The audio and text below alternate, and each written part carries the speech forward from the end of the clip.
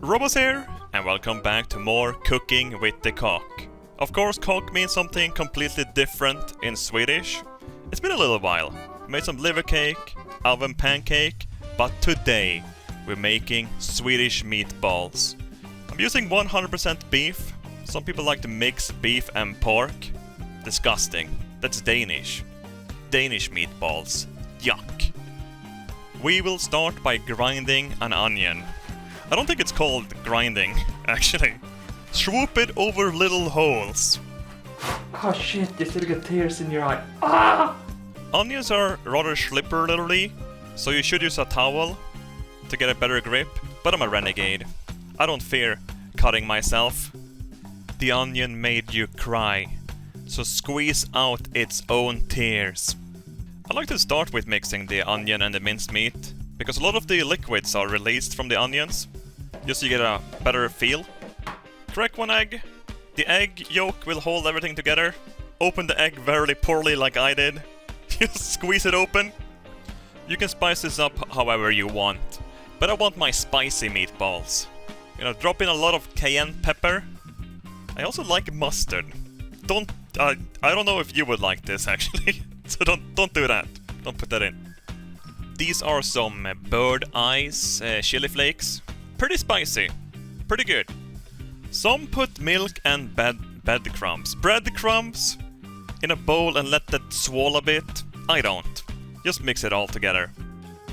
The recipe is written in some sort of ancient Elvish language. I've been trying my best to decipher it.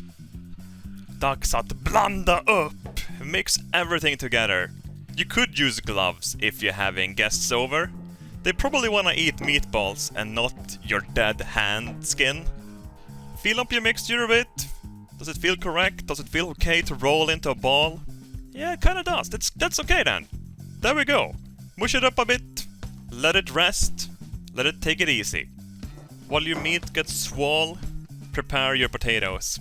I like cutting the skin across my entire potato from end to end, since this will make it easier to peel it later. And you know what they say? Knowledge is slacking, because you know how to do it easier. Time to roll some meatballs. You want them to feel kinda solid so they don't break or miss shape. These aren't the only balls we're rolling in Sweden. We also roll chocolate balls. That is probably gonna be an episode at some point. I'm often criticized for my use of paper plates. I should think more about nature. Nature's already fucked. Look at Australia. Their koalas are catching fire. Time to put some butter in the pan. This is a stainless steel skillet, so I will be using quite a lot of butter. I don't want my meatballs to stick. Butter also carries flavor. It's greasy. It makes everything feel a little bit more filthy in the good way. Don't let the meatballs get stuck. I'm panicking. Once all meatballs have a nice brown side, flip them over. Get them all nicely and evenly cooked. Some of my meatballs were a little bit stubborn, so I had to flip them by hand. Ooh, baby. God damn, life is beautiful. So beautiful. Wait, is that milk, Robert? What are you doing with the milk? You're not gonna pour that in. Oh, Jesus Christ. Are you milk staking the meatballs? Don't worry, we also have some cream. Drop that in there. It stopped sizzling, it got so quiet. Wow. You can hear the camera. A friend of mine called this meatball soup. He's Danish, so I forgive him. Add some Liquid Baby Moomoo. I think it would have been better with some Liquid Daddy Moomoo instead. But hey, it's okay. It was fine. Make sure all the meatballs are loose from the pan, because we wanna flip them about a bit. They're literally gonna boil in their own sauce, and we want them to cook evenly. Yummy, yummy, yummy, I got love in my tummy, and I feel like loving you. Don't forget to test the sauce. The sauce is almost more important than the meatballs, and it needed an absolute metric fuck ton of salt, like literally. Salt that shit good. But watch your blood pressure. Yes. So greasy. So filthy. So perfect. I put my potatoes in cold water so it gets easier to peel off the skin.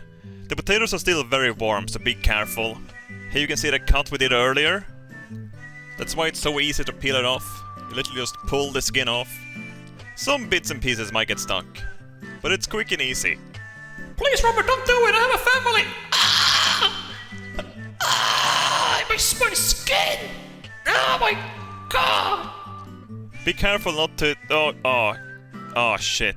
Okay. Well, 5 out of 6. That's good enough. Don't squeeze too hard. Time to mash my potatoes. Or should I say, squeeze my potatoes.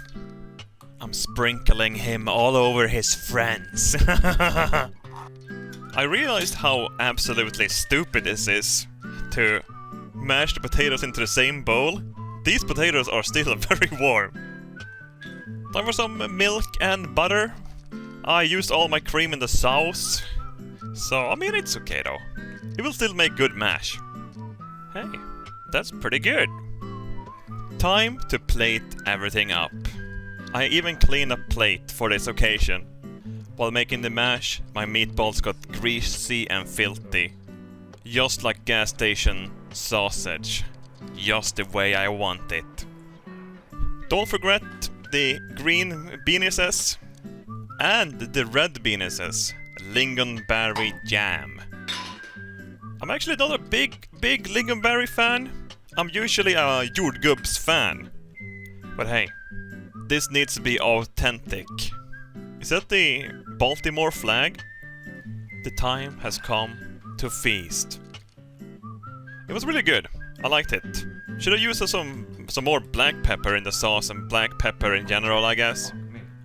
Black pepper could have made it absolutely perfect. But, hey, nothing is 100% perfect. I bought some new very deep glass dishes where I can store my food in. Really good for microwaving. And the sauce in the bottom of the pan was really chunky.